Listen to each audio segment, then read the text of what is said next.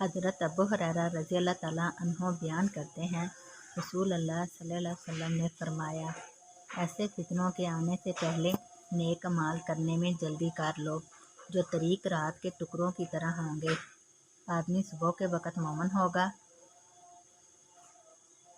تو شام کے وقت کافر، جبکہ شام کے وقت مومن ہوگا تو صبح کے وقت کافر۔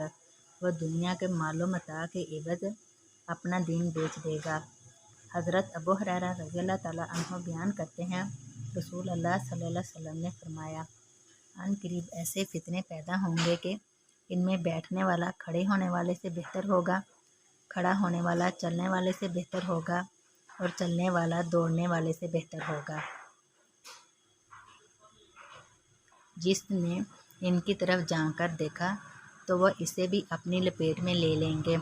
جو شخص کوئی پناہ گاہ یا بچاؤ کی جگہ پائے تو وہ وہاں پناہ حاصل کر لے۔ اور مسلم کی روایت میں ہے، فرمایا، فتنے پیدا ہوں گے، ان میں سونے والا جاگنے والے سے بہتر ہوگا، جبکہ ان میں جاگنے والا کھڑے ہونے والے سے بہتر ہوگا، اور کھڑا ہونے والا ان میں دوڑنے والے سے بہتر ہوگا۔